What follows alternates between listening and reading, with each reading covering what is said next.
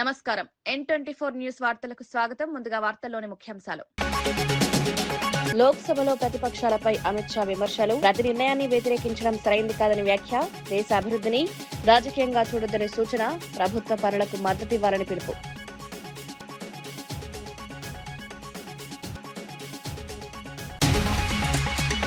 రాహుల్ వ్యాఖ్యలపై మంత్రి సత్యకుమార్ ఆగ్రహం. సైన్యాన్ని అవమానించడం సరైంది కాదని హెచ్చరిక. దేశ భద్రతా అంశాల్లో రాజకీయాలు చేయొద్దని సూచన. ప్రధానిపై వ్యాఖ్యలు తగవని మండిపాటు.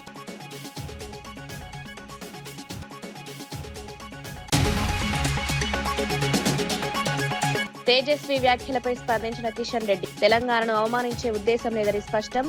బాధ కలిగితే క్షమాపణ చెప్పేందుకు సిద్దమని వ్యాఖ్య. బీజేపీ తరపున వివరణ.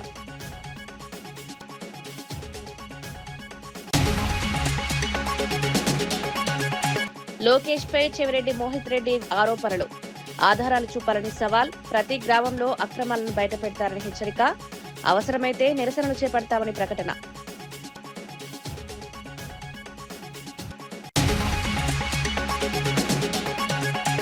మామిడి రైతులకు సబ్సిడీ కవర్ల పంపిణీపై కృతజ్ఞతలు. ప్రభుత్వ సహకారంతో రైతులకు లాభం. చంద్రబాబు, పవన్ కళ్యాణ్ కు ధన్యవాదాలు. వ్యవసాయ అధికారుల సహకారం కొనియాడిన రైతులు.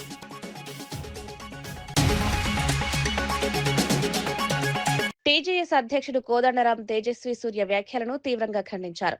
తెలంగాణ ఏర్పాటుపై చేసిన వ్యాఖ్యలు వాస్తవాలకు విరుద్ధమన్నారు. రాజ్యాంగంలోని ఆర్టికల్ 3 ప్రకారం రాష్ట్రం ఏర్పడిందని గుర్తు చేశారు. సరైన అవగాహన లేకుండా మాట్లాడడం బాధాకరమని పేర్కొన్నారు. తెలంగాణ నుంచి గెలిచిన బీజేపీ ఎంపీలు కూడా స్పందించకపోవడం ఆశ్చర్యకరమన్నారు. కేంద్ర మంత్రులు కూడా ఆ సమయంలో స్పందించలేదని ప్రశ్నించారు. ఈ వ్యాఖ్యలను పార్లమెంటు రికార్డుల నుంచి తొలగించాలని డిమాండ్ చేశారు.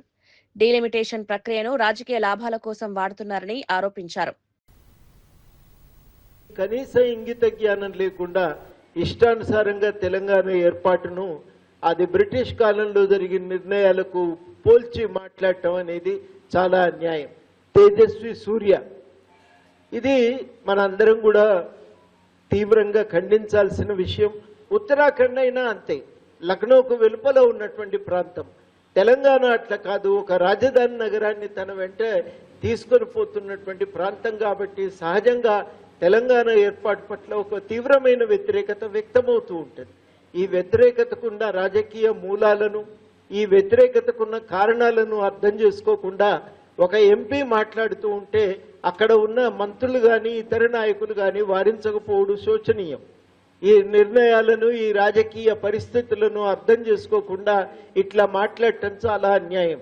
ఈ వ్యాఖ్యలను పార్లమెంటు రికార్డుల నుంచి తొలగించాలని కూడా కోరుతున్నాం. ఎందుకంటే ఇది రాజ్యాంగాన్ని కించపరిచే వ్యాఖ్య. డీలిమిటేషన్ మీద నిన్న జరుగుతున్నటువంటి చర్చ చూస్తుంటే అంబేద్కర్ 1955లో చేసిన హెచ్చరికలు గుర్తుకొస్తున్నాయి. ఉత్తరాన పెద్ద రాష్ట్రాలు, దక్షిణాన చిన్న రాష్ట్రాలు, ఇది మంచిది కాదు, ఇది దేశ అస్తిత్వానికి నష్టం చేస్తుంది, పునరాలోచన చెయ్యాలి అని అన్నాడు. ఆ హెచ్చరికలను దృష్టిలో పెట్టుకొని మనం మన ఫెడరల్ వ్యవస్థను మరింత ప్రజాస్వామికంగా మార్చుకోవాల్సిన సందర్భం పోయి డీలిమిటేషన్ పైన చర్చ జరుగుతున్నది. నంద్యాలలో సిఐటియు రాష్ట్ర మహాసభలు అట్టహాసంగా ప్రారంభమయ్యాయి. రాష్ట్ర నాయకులు నాగేశ్వరరావు, గోరటి వెంకన్న ముఖ్య అతిథులుగా హాజరయ్యారు. టెక్కే మార్కెట్ యార్డ్ నుంచి టౌన్ హాల్ వరకు భారీ ర్యాలీ నిర్వహించారు. ఎర్ర జెండాలతో నిండిన వీధులు కార్మికుల ఉత్సాహాన్ని చూపించాయి. సాంస్కృతిక కార్యక్రమాలతో ప్రజల్లో చైతన్యం కలిగించారు. ఏలూరు, విశాఖ సహా పలు జిల్లాల నుంచి కార్మికులు పెద్ద సంఖ్యలో పాల్గొన్నారు. ర్యాలీ అనంతరం టౌన్ హాల్లో బహిరంగ సభ జరిగింది. కార్మిక హక్కుల సాధన కోసం నిరంతరం పోరాటం కొనసాగిస్తామని నేతలు తెలిపారు. అక్కలు, చెల్లెళ్ళు, తమ్ములు, అన్నలు అందరికీ సిఐటియు అఖిల భారత కమిటీ తరఫున ముందుగా మీకు పోరాట శుభాకాంక్ష తెలియజేస్తున్నాను. ఈ మహాసభలు ఒక ముఖ్యమైనటువంటి ఘట్టంలో జరుగుతున్నాయి. మనందరికీ ఇప్పుడే హేమలత గారు చెప్పారు. విశాఖపట్నంలో జరిగినటువంటి మన 18వ అఖిల భారత మహాసభ భారతదేశ కార్మిక వర్గానికి ఒక నూతన డైరెక్షన్ ఇచ్చింది. కార్మికుల్ని పెట్టుబడిదారీ వర్గానికి, కార్పొరేట్లకి బానిసల్లాగా మార్చే 4 లేబర్ కోడ్లు అమలు చేయడం కోసం కంకణం కట్టుకుందో అలాంటి మోడీ ప్రభుత్వానికి, ఆ మోడీ ప్రభుత్వానికి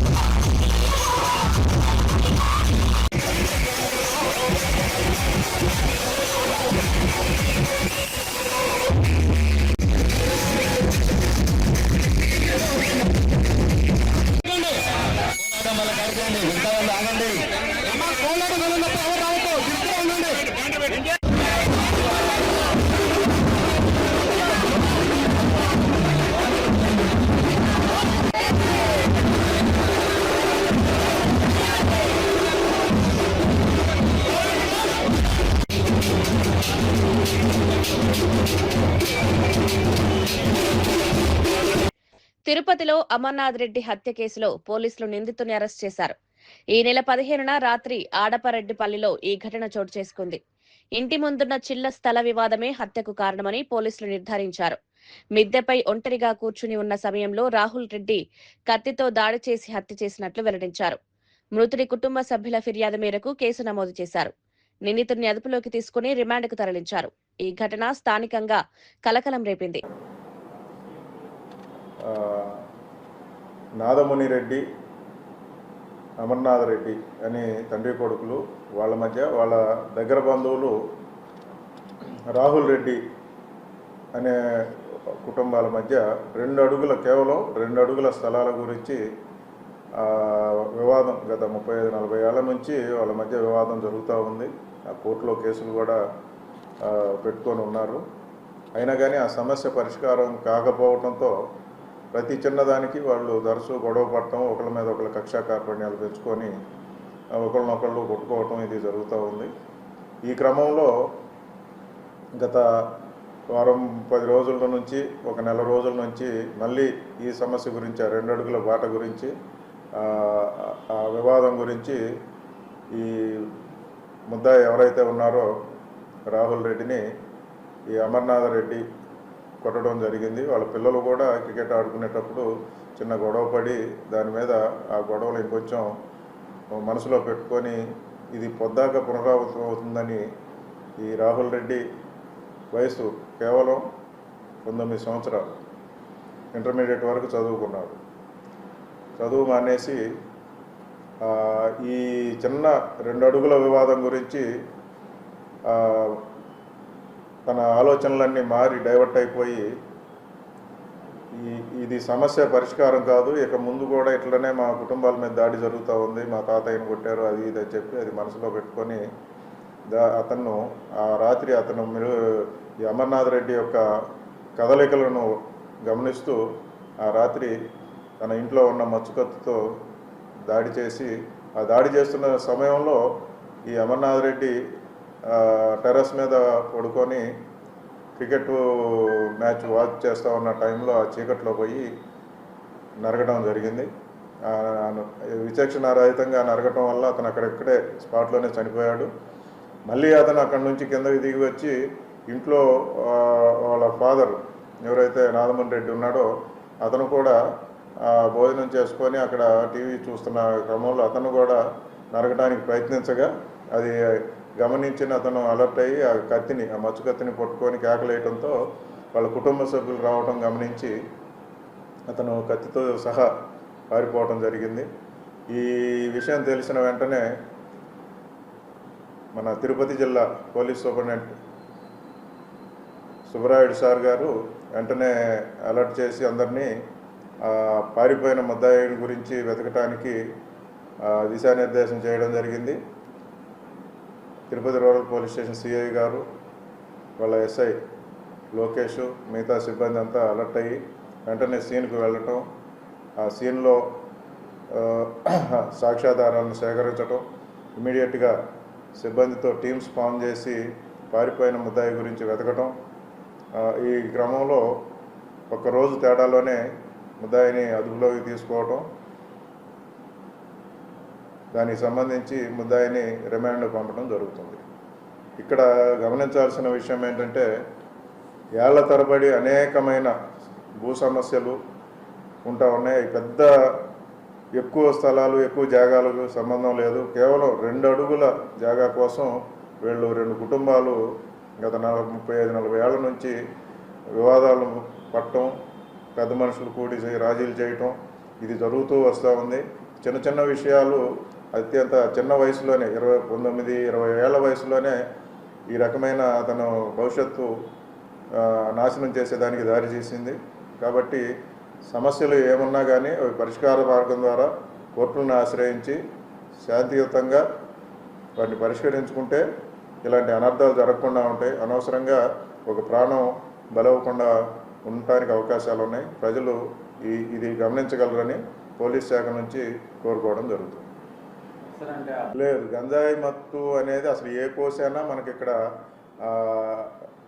కనిపించలేదు. ఊర్లో విచారించినా కానీ తెలిసింది. ఇక్కడ ఎట్లా జరుగుతుందంటే ఏ చిన్నది ఏది జరిగినా కానీ గంజా అని చెప్పి అది వాడుక అయిపోయింది. గంజా మత్తులో ఉన్నారు, లేకపోతే గంజా అలవాటు అయ్యి అడిక్ట్ అయి ఉంటే ఆ రకమైన బిల్ట్ ఉండదు. వాళ్ళ హావభావాలు కానీ, చేసే పనులు కానీ, వాళ్ళ శారీరకమైన ఆరోగ్యపరమైన విషయాలు కానీ, వాళ్ళ స్టేచర్ కూడా డిఫరెంట్గా ఉంటుంది. గాంజా అడిక్ట్ అయిన అబ్బాయి అయితే కాదు, అతనికి మందు అలవాటు ఉంది. ఆ రోజు కూడా హెవీగా డ్రింక్ చేసినట్టు మనకు తెలిసింది. విచారణలో కూడా అది తెలిసింది. ముద్దాయిని అరెస్ట్ చేసి అతని దగ్గర కత్తిని స్వాధీనం చేసుకొని పోలీసుల్ని ఎస్పీ సుబ్బారాయుడు గారు. బీజేపీ ఎంపీ తేజస్వి సూర్య వ్యాఖ్యలపై కేంద్ర మంత్రి కిషన్ రెడ్డి స్పందించారు. తెలంగాణ ఉద్యమాన్ని అవమానించే ఉద్దేశంతో మాట్లాడలేదని స్పష్టం చేశారు. అలాంటి భావన కలిగితే వ్యాఖ్యలను ఉపసంహరించుకుంటామన్నారు.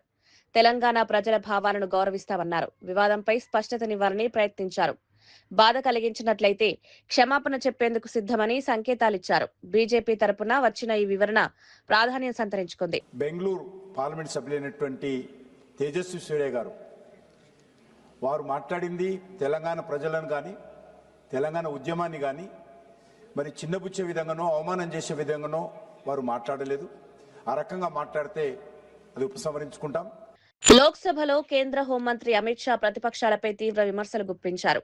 కేంద్ర ప్రభుత్వం చేపట్టే ప్రతి కార్యక్రమాన్ని ప్రతిపక్షాలు వ్యతిరేకిస్తున్నాయన్నారు. రామమందిర నిర్మాణం, ఆయుష్మాన్ భారత్, ట్రిపుల్ తలాక్ వంటి కీలక అంశాల్లో కూడా ఇదే ధోరణి కొనసాగిందని పేర్కొన్నారు. దేశ అభివృద్ధికి సంబంధించిన కార్యక్రమాలను రాజకీయ కంటితో చూడకూడదని సూచించారు. ప్రజల ప్రయోజనాల కోసం తీసుకునే నిర్ణయాలను అడ్డుకోవడం సరైంది కాదన్నారు. ప్రభుత్వ పనులకు మద్దతు ఇవ్వాల్సిన బాధ్యత ప్రతిపక్షాలపై కూడా ఉందన్నారు. मान्यवर, ये जो भाषा है सदन की मर्यादा तोड़ने वाली, आप क्या भाषा उपयोग कायर है, आप सरेंडर कर रहे हो, आप मुझसे डरते हो, अपशब्दों का प्रयोग होता है, असंसदीय शब्दों की भरमार लग जाती है, सदन में कोई आंख मारता है, कोई मुस्कुराकर बैठता है।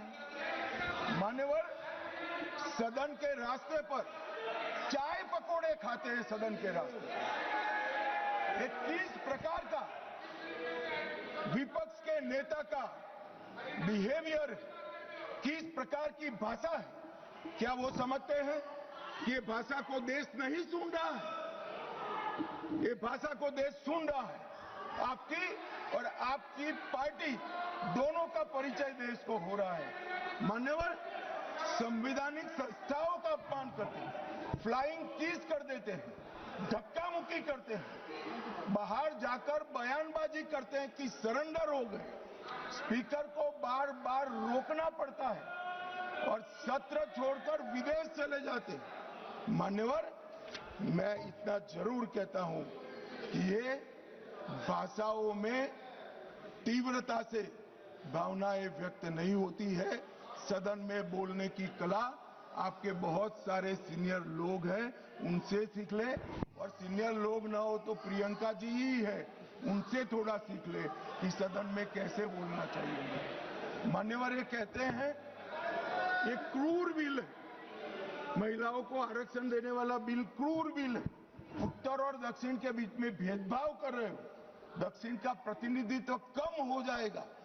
इतना कल समझाने के बाद भी अगर ये स्टेटमेंट आता है मान्यवर, तो मैं मानता हूं ये जानबूझकर दिया गया स्टेटमेंट है।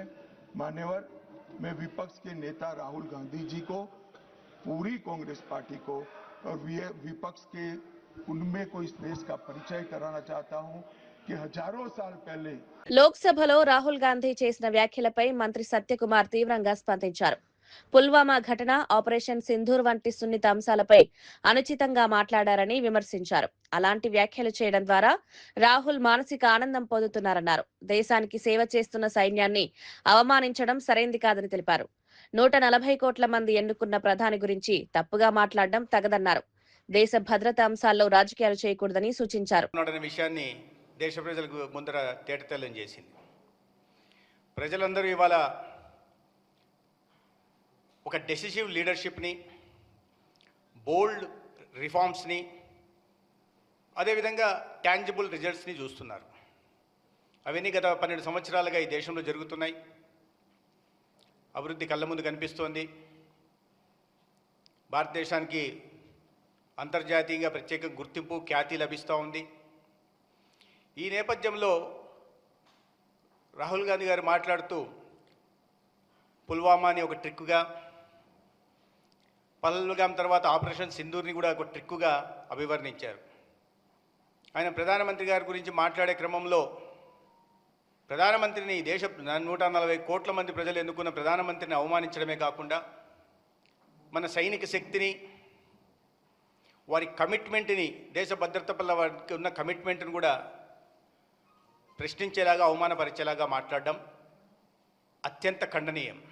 మహిళల సాధికారతలో జగన్ కీలక పాత్ర పోషించారని మాజీ డిప్యూటీ సీఎం పాముల పుష్పశ్రీవాణి తెలిపారు. రాజకీయ పదవుల్లో, నామినేటెడ్ పోస్టుల్లో మహిళలకు 50% రిజర్వేషన్ కల్పించిన నాయకుడు జగన్ అన్నారు. మహిళలకు సంక్షేమ పథకాలు, రాజకీయ అవకాశాలు ఇచ్చిన విధానాన్ని గుర్తు చేశారు. ప్రస్తుతం ఆ అంశాలపై విమర్శలు చేసే వారికి సవాల్ విసిరారు. జగన్ పాలనలో మహిళల స్థితి, ప్రస్తుత పరిస్థితులను పోల్చి చూడాలని సూచించారు. మహిళల అభివృద్ధికి తీసుకున్న నిర్ణయాలు చరిత్రాత్మకమని పేర్కొన్నారు. జిల్లా పరిషత్ చైర్మన్లు ఉంటే అందులో 7 జిల్లా పరిషత్ చైర్మన్లు మహిళలకే ఇచ్చినటువంటి ఘనత జగన్మోహన్ రెడ్డి గారు, అంటే 54%. ఈ రాష్ట్రంలో జడ్పీ వైస్ చైర్మన్లు సుమారుగా 26 మంది ఉంటే అందులో 15 మందికి, అంటే 58% మహిళలకు అవకాశం కల్పించినటువంటి ముఖ్యమంత్రి, గత ముఖ్యమంత్రి వైఎస్ జగన్మోహన్ రెడ్డి గారు. అలాగే ఈ రాష్ట్రంలో 12 మున్సిపల్ కార్పొరేషన్ మేయర్లు ఉంటే అందులో 24 మంది డిప్యూటీ మేయర్లు, మొత్తం కలిసి 36 మంది ఉంటే 36 మందిలో 18 మందికి అవకాశం కల్పించారు. అంటే 50% అవకాశం కల్పించినటువంటి నాయకుడు జగన్మోహన్ రెడ్డి గారు. అలాగే ఈ రాష్ట్రంలో 75 మున్సిపాలిటీలు ఉన్నాయి. 75 మున్సిపాలిటీల్లో 73 మున్సిపాలిటీలు వైఎస్ఆర్ కాంగ్రెస్ పార్టీ కైవసం చేసుకుంటే 45 మున్సిపాలిటీలకి మహిళల్ని చైర్మన్ గా నియమించినటువంటి వ్యక్తి వైఎస్ జగన్మోహన్ రెడ్డి గారు. అంటే 64% మంది మహిళలకి చైర్పర్సన్ గా నియమించడం జరిగింది. అలాగే ఈ రాష్ట్రంలో సర్పంచుల్ని 57% మంది మహిళలే, ఎంపీటీసీలు 54% మంది మహిళలే, అదేవిధంగా ఎంపీపీలు, జడ్పీటీసీలు 53% మంది మహిళలే. అలాగే జగన్ అన్న ప్రభుత్వంలో ఎంతో ప్రతిష్టాత్మకంగా నియమించినటువంటి వాలంటీర్ వ్యవస్థ ఏదైతే ఉందో 2,65,000 మందిని వాలంటీర్లుగా నియమిస్తే అందులో 53% మహిళా వాలంటీర్లే ఉన్నారని చెప్పడానికి చాలా సంతోషాన్ని వ్యక్తం చేస్తున్నాం. అలాగే ఈ రాష్ట్రంలో 1,34,000 సచివాలయ ఉద్యోగాలు తీస్తే 51% మంది ఆడపిల్లలకే సచివాలయ ఉద్యోగాల్లో అవకాశం కల్పించినటువంటి వ్యక్తి జగన్మోహన్ రెడ్డి గారని చెప్పేసి ఈ సందర్భంగా గర్వంగా తెలియజేస్తున్నాం.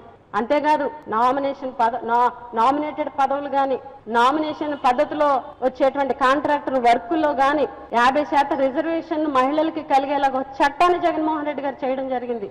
ఈ రోజు ఏదైతే రాజకీయ నియామక పదవుల్లో 1356 రాజకీయ నియామక పదవుల్లో 658 పదవులు మహిళలకే ఇచ్చినటువంటి ఘనత జగన్మోహన్ రెడ్డి గారు. అంటే 51%. జగన్మోహన్ రెడ్డి గారు ఆ రోజు 50% ఖచ్చితంగా మహిళలకు ఇవ్వాలని నిర్ణయం తీసుకుని ఇవ్వడం జరిగింది. ఈ ఏదైతే 1356 రాజకీయ నియామకాల్లో ఏఎంసీ చైర్మన్ తీసుకోండి. ఏఎంసీ చైర్మన్లు అనేవాళ్ళు ఈ రాష్ట్రంలో సుమారుగా 202 మంది ఏఎంసీ చైర్మన్లు ఉంటే అందులో 102 మంది ఏఎంసీ చైర్మన్లు మహిళలకి అవకాశం ఇచ్చారు. ఇది రాజకీయంగా జగన్మోహన్ రెడ్డి గారు మహిళలకి రాజకీయ పదవుల ద్వారా కల్పించినటువంటి రిజర్వేషన్లు. చాలా మంది మహిళలకి రాజకీయాల అవకాశాలు ఆకాశంలో సగం, అవకాశాల్లో సగం అని చెప్పేసి స్పీచ్లు ఊదరగొడతారు. గతంలో ఎన్నో స్పీచ్లు చూసాం, ఎంతో మంది వక్తలను చూసాం, ఎంతో మంది ముఖ్యమంత్రులను చూసాం, ఎంతో పెద్ద పెద్ద నాయకులను చూసాం. ఆకాశంలో సగం అవకాశాల్లో సగం మహిళలకు ఇవ్వాలని. కానీ ఎవరు కూడా ఆచరణలో పెట్టలేదు. ఆచరణలో పెట్టిన వ్యక్తి వైఎస్ జగన్మోహన్ రెడ్డి గారు. ఆకాశంలో సగం, రాజకీయ అవకాశాల్లో సగం వచ్చేలాగా 50% రిజర్వేషన్ ని మహిళల కోసం కల్పించి మహిళల కోసం చట్టం తీసుకొచ్చినటువంటి నాయకుడు వైఎస్ జగన్మోహన్ రెడ్డి గారు అని చెప్పి గర్వంగా, ఆయన ప్రభుత్వంలో ప్రజాప్రతినిధిగా పనిచేసినటువంటి ఒక మహిళగా గర్వంగా నేను ఈ సందర్భంగా తెలియజేస్తున్నా ఈ రాష్ట్ర ప్రజలకి. అలాగే మహిళా సాధికారత కోసం ఈ రాష్ట్రంలో ఉన్నటువంటి మహిళలు ఆర్థికంగా వెదగాలి, ఆర్థికంగా పైకి రావాలన్న ఒక ఉద్దేశంతో ఎన్నో సంక్షేమ కార్యక్రమాలని, ఎన్నో సంక్షేమ పథకాలని, మహిళల కోసం పాలసీలని అత్యధిక శాతం తీసుకొచ్చినటువంటి నాయకుడు జగన్మోహన్ రెడ్డి గారు. జగనన్న ప్రభుత్వం 5 సంవత్సరాల్లో కూడా 2,83,000 కోట్ల రూపాయలు మహిళల కోసమే ఇచ్చినటువంటి ముఖ్యమంత్రి జగనన్న. అలాగే కేవలం డీబీటీ ద్వారాగా నేరుగా మహిళల అకౌంట్లోనే 1,89,000 కోట్ల రూపాయలని నేరుగా మహిళల అకౌంట్ లో వేసినటువంటి గొప్ప ముఖ్యమంత్రి వైఎస్ జగన్మోహన్ రెడ్డి గారు. ఆర్థిక భారం వల్ల, ఆర్థిక పరిస్థితుల్ని తట్టుకోలేక పిల్లల్ని వాళ్ళతో పాటు పనులు తీసుకెళ్లిపోయినటువంటి పరిస్థితులు గతంలో ఉంటే వాటన్నింటినీ కూడా ఆ తల్లులు అధిగమించాలన్న ఉద్దేశంతో అమ్మఒడి అనేటువంటి ఒక మంచి కార్యక్రమం ద్వారాగా ఈ రాష్ట్రంలో సుమారుగా 44.48 లక్షల మంది తల్లులకు 15,000 రూపాయల చొప్పున అమ్మఒడి రూపంలో వాళ్ళకి 5 ఏళ్లలో కూడా సుమారుగా 26,000 కోట్ల రూపాయలు వాళ్ళ అకౌంట్ లోనే జమ చేసినటువంటి మహిళా పక్షపాత ముఖ్యమంత్రి వైఎస్ జగన్మోహన్ రెడ్డి గారు అని చెప్పి సందర్భంగా తెలియజేస్తున్నాం. అలాగే ఫీజు రియంబర్స్మెంట్ పథకం ఏదైతే ఉందో సుమారుగా 29 లక్షల మంది తల్లులకి వాళ్ళ పిల్లలు కాలేజీల్లో చదువుకుంటుంటే వాళ్ళకి ఫీజు రియంబర్స్మెంట్ పథకం కోసం సుమారు 12,000 కోట్ల రూపాయలు వాళ్ళ అకౌంట్ లో జమ చేసినటువంటి నాయకుడు జగన్మోహన్ రెడ్డి గారు. అదేవిధంగా వైఎస్ఆర్ చేయూత, ఈ చంద్రగిరి వైఎస్ఆర్సీపీ ఇన్ఛార్జ్ చెవిరెడ్డి మోహిత్ రెడ్డి నారా లోకేష్ పై తీవ్ర ఆరోపణలు చేశారు. కబ్జాలపై చేసిన ఆరోపణలకు ఆధారాలు చూపాలని డిమాండ్ చేశారు. తమపై ఆరోపణలు చేస్తే తాము కూడా ఆధారాలతో నిజాలు బయటపెడతామని హెచ్చరించారు. ఎమ్మెల్యే గెలుపు కోసం ప్రజలను మోసం చేశారని ఆరోపించారు. ప్రతి గ్రామంలో జరుగుతున్న అక్రమాలను బయటపెడతామన్నారు. ఇందుకు ప్రత్యేక కార్యాచరణ రూపొందిస్తామని తెలిపారు. అవసరమైతే నిరసనలు కూడా చేపడతామని హెచ్చరించారు. మాకు మనస్సాక్షికి చెప్తున్నాను, ఈ రోజు వరకు చంద్రగిరిలో ₹1 కూడా మేము సంపాదించే ప్రయత్నం చేయలేదు. మొత్తం కూడా మా సొంత సంపాదన, మీరు చీరలు ఇంకోటి అంటున్నారు, అవన్నీ కూడా ఏ లేఅవుట్లో మేము కష్టపడి సంపాదించిన లేఅవుట్లో వైట్ అమౌంట్ మాకు ఎంత వచ్చింది, ఎంత మేము ఖర్చు పెట్టామో కూడా ఓపెన్గా మేము చూపించడానికి సిద్ధం. మీరు చేసిన అవినీతి కూడా ఈరోజు మీ ఎమ్మెల్యే గారు ఆ రోజు ఒక పాయిజన్ బాటిల్ పెట్టుకొని ఆ రోజు ఎమ్మెల్యే అయ్యి నన్ను గెలిపించకపోతే నేను చనిపోతానని చెప్పి మీ సమక్షంలో చెప్పినా మీరు మాట్లాడకుండా ఆ రోజు ఎమ్మెల్యే అవ్వడం జరిగింది. ఈరోజు మీరు ఇవన్నిటి గురించి మాట్లాడుతూ ఉంటే ప్రతి ఊర్లోనూ తుమ్మలగుంట దాటినప్పటి నుంచి తిరుచానూరు దాటే వరకు ప్రతి ఊర్లో మీ ఎమ్మెల్యే చేసిన కబ్జాలు, ఇప్పుడున్న ప్రజెంట్ ఎమ్మెల్యే కబ్జాలు మాకు తెలుసు. మేము ప్రతి దానికి నిరూపించగలుగుతాం.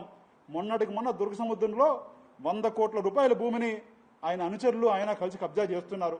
ఇవన్నీ చెప్తే మీకు పడదు, కానీ ఒక ఆరోపణలు ఒక రాజకీయము అవగాహన లేకుండా మీరు చేసిన ఆరోపణలు ప్రజలకు నవ్వుకుంటున్నారని తెలియజేస్తారు. రోజు ఎవరైతే కబ్జాదారులు ఉన్నారో వాళ్ళే ఎమ్మెల్యేకి ఎంత షేర్ ఉంది, ఎమ్మెల్యే చేస్తారంటే ఒక డైరెక్ట్ లోకేష్ గారికి క్లోజ్ అని చెప్పుకునే ఒక ఎమ్మెల్యే ఉన్నప్పుడు ఏ విధంగా అధికారులు ట్రాన్స్పరెన్సీగా పనిచేస్తారని కూడా తెలియజేస్తున్నా. తప్పకుండా అధికారులకు విజ్ఞప్తి చేస్తున్నా, స్వతంత్రం వచ్చిన రోజు నుంచి ఈ రోజు వరకు గవర్నమెంట్ ల్యాండ్గా ఉన్న భూమిని అప్పటికప్పుడు ప్రైవేట్ భూములు ఎలాగైపోతాయి, ఈ విధంగా చంద్రగిరిలో మీరు చేసుకుంటా పోతే ప్రజలకి రేపు స్కూల్స్కి కావచ్చు, రేపు ప్రజా అవసరాలకు కావచ్చు, ఏ విధంగా మేము ప్రజలకి అవసరం ఉంటుందని చెప్పి మీకు ఇక్కడి నుంచి ప్రశ్నిస్తున్నాను. పోత మీద వర్షం కురిస్తే ఏ విధంగా స్పందిస్తారో అదే విధంగా స్పందిస్తున్నారు తప్ప ఏమాత్రం పట్టించుకోవడం లేదు. ఎందుకంటే డైరెక్ట్గా లోకల్ ఎమ్మెల్యేలకి షేర్లు ఉన్నప్పుడు అధికారులు ఏ స్థాయిలో స్పందిస్తారో మాకు కూడా అనుమానంగా ఉంది. మేము కూడా చెప్పాం, తొందరలో కూడా ఒక కార్యాచరణ వేసుకొని ఎక్కడెక్కడ కబ్జాలు చేశారో ప్రతి ల్యాండ్కి వెళ్ళి మేము కూడా కూర్చొని అక్కడ నిరసన కూడా తెలియజేస్తామని కూడా అప్పటి నుంచి. పలమనేరు జనసేన పార్టీ కార్యాలయంలో నిర్వహించిన మీడియా సమావేశంలో డాక్టర్ ఆకుల గజేంద్ర ప్రసాద్ తీవ్ర వ్యాఖ్యలు చేశారు. పవన్ కళ్యాణ్ పై అనుచిత వ్యాఖ్యలు చేసిన వారిని నిలదీశారు. ఉన్నతమైన వ్యక్తుల గురించి మాట్లాడే ముందు తమ స్థాయి తెలుసుకోవాలని సూచించారు. పబ్లిసిటీ కోసం ఏదైనా మాట్లాడితే సహించబోమని హెచ్చరించారు. జన సైనికులు స్పందిస్తారని, అవసరమైతే ప్రత్యక్షంగా ఎదుర్కొంటామన్నారు. ఈ వ్యాఖ్యలు రాజకీయంగా వేడి పెంచాయి. పార్టీ గౌరవాన్ని కాపాడేందుకు కట్టుబడి ఉన్నామని స్పష్టం చేశారు. అనుచిత వాక్యాలు మాట్లాడితే మేము మా పేరు బాగా పబ్లిసిటీ అవుతుంది, పబ్లిక్ లో మేము మా ఇమేజ్ పెరుగుతుందని ఒక ట్రెండ్ ఉంది. ఆ వెధవన్న కొడుకులకి ఖచ్చితంగా చెప్తున్నా, నేను ఒక పవన్ కళ్యాణ్ గారి ఫాలోయర్గా మొన్న తెలంగాణ నుంచి ఒక పనికిరాని నా కొడుకు వాడు శ్రీనివాస్ యాదవ్ అనేవాడు ఆంధ్రాకి వచ్చి బీసీ దీంట్లో ఏదో మాట్లాడతా పవన్ కళ్యాణ్ గారిని ఏదేదో మాట్లాడినాడు. ఒరే స్వామి శ్రీనివాస్ యాదవ్, నువ్వేంది, నీ బతికేంది? తెలంగాణలో ఎవరిని అడిగినా చెప్తారా స్వామి? నువ్వేంద్రా నువ్వు వీడొచ్చి చిచ్చు పెడతావు? రామచంద్ర పుంగనూరులోనే రామచంద్ర యాదవ్ బీసీల కోసం చేస్తున్నాడు. పవన్ కళ్యాణ్ గారు కూడా బీసీలకు ఎప్పుడు మద్దతు పలికే వ్యక్తే కానీ ఎప్పుడు కానీ వ్యతిరేకం కాదు. నువ్వు రామచంద్ర యాదవ్ పైన ఏందో ప్రేమ ఎక్కువైపోయి మాట్లాడుతున్నావు వెధవరాయలా. రామచంద్ర యాదవ్ కూడా మాకు ఆకులగైదురాకు సొంత. చిత్తూరు జిల్లాలో మామిడి రైతులు ప్రభుత్వానికి కృతజ్ఞతలు తెలిపారు. సబ్సిడీపై మామిడి కవర్ల పంపిణీ చేయడం రైతులకు ఉపయోగపడిందన్నారు. ముఖ్యమంత్రి చంద్రబాబు, ఉప ముఖ్యమంత్రి పవన్ కళ్యాణ్ కు ధన్యవాదాలు తెలిపారు. జిల్లా కలెక్టర్ సహకారం కూడా అభినందించారు. సరైన సమయంలో అనుమతులిచ్చి ఫ్యాక్టరీలు పనిచేయడానికి సహకరించారని చెప్పారు. గతంలో లేని విధంగా రైతులకు మద్దతు లభించిందని పేర్కొన్నారు. వ్యవసాయ అధికారులు సహకారం కూడా కొనియాడారు. యూరియా పంపిణీ పారదర్శకంగా జరగాలని కోరారు. సకాలంలో తెరిపించి రైతులకు ఇబ్బంది లేకుండా చూసుకోవాల్సిందిగా కోరుతున్నాము. అదేవిధంగా మన చిత్తూరు జిల్లాలో గడిచిన సంవత్సరం కూడా మామిడి పరిశ్రమ చాలా సంక్షోభాన్ని ఎదుర్కొనింది. దీన్ని కూడా మన చిత్తూరు జిల్లా కలెక్టర్ గారు చాకచక్యంతో రైతులకు అందరికీ ₹4 సబ్సిడీ ప్రభుత్వం తరఫున ఇప్పించేదానికి ఎనలేని కృషి చేసి రైతులకి ఇప్పించినందుకు వారికి మా చిత్తూరు జిల్లా రైతుల తరఫున కృతజ్ఞతలు తెలియజేస్తాను. రైతులకి అందవలసిన చిన్న చిన్న పనిముట్లు కూడా సబ్సిడీ రూపంలో ఇప్పించవలసిందిగా కోరుతూ యూరియా పంపిణీలో కొంచెం శ్రద్ధ పెట్టవలసిందిగా కోరి ప్రార్థిస్తున్నాం. ఒకవేళ వీలైతే కలెక్టర్ గారిని కలిసి మాకు మా జిల్లా రైతులకు చేసిన ఎనలేని సేవకు గాను చిన్న సమావేశం ఏర్పాటు చేసి అతని సేవలతో సత్కరించాలని చెప్పి మేము కలెక్టర్ గారిని పర్మిషన్ తీసుకొని తొందరలోనే ఒక కార్యక్రమం ఏర్పాటు చేస్తామని చెప్పి మీకు అందరికీ తెలియజేస్తున్నాను. అదేవిధంగా అతనికి సహకరించిన హార్టికల్చర్ ఆఫీసర్ డిడి గారు రామాంజనేయులు గారు, హెచ్ఓ కోటేశ్వరరావు గారు మరియు హార్టికల్చర్ ఆఫీసర్లు అందరికీ నా నమస్కారాలు తెలియజేస్తున్నాను. అదేవిధంగా అగ్రికల్చర్ ఆఫీసర్ గారికి వారి సహచర సిబ్బందికి కూడా ఈ పత్రికాముఖంగా మా కృతజ్ఞతలు తెలియజేస్తాము. నమస్కారం. ఒక కవరు ₹2 లెక్కన కొని ₹1 సబ్సిడీ ఇస్తూ ఉంది.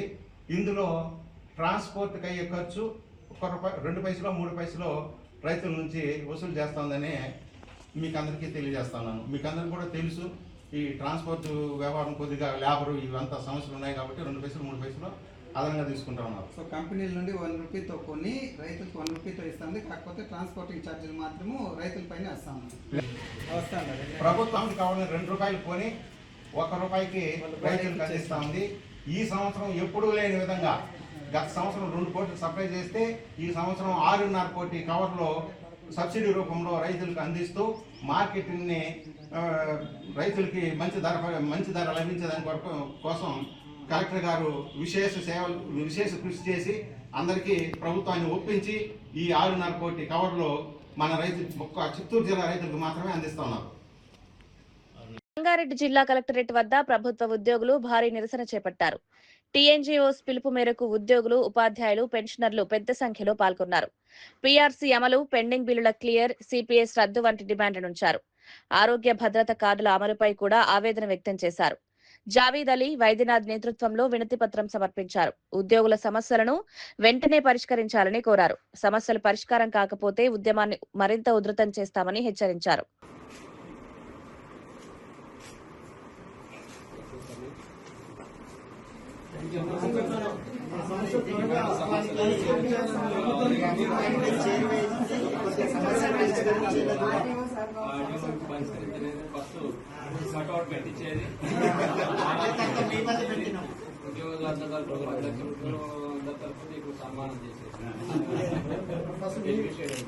సీఎం గారికి మీకు సంబంధం మీ నాయకత్వంలో చేసుకుంటాం.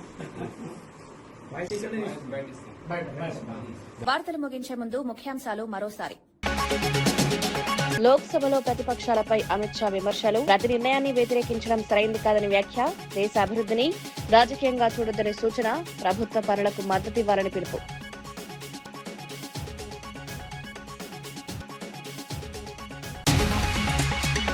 రాహుల్ వ్యాఖ్యలపై మంత్రి సత్యకుమార్ ఆగ్రహం, సైన్యాన్ని అవమానించడం సరైంది కాదని హెచ్చరిక, దేశ భద్రతా అంశాల్లో రాజకీయాలు చేయొద్దని సూచన, ప్రధానిపై వ్యాఖ్యలు తగవని మండిపాటు.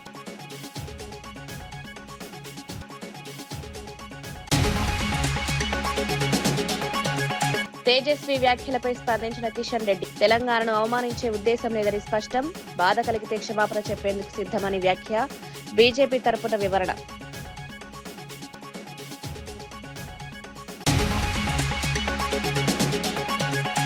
లోకేష్ పై చెవిరెడ్డి మోహిత్ రెడ్డి ఆరోపణలు, ఆధారాలు చూపాలని సవాల్, ప్రతి గ్రామంలో అక్రమాలను బయటపెడతారని హెచ్చరిక, అవసరమైతే నిరసనలు చేపడతామని ప్రకటన.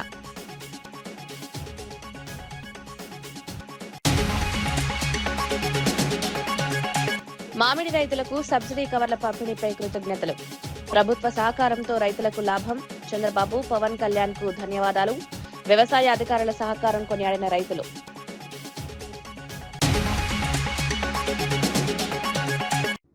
ఇవి ఈనాటి వార్తా విశేషాలు. మరో బులెటిన్లో మళ్ళీ కలుద్దాం. నమస్కారం.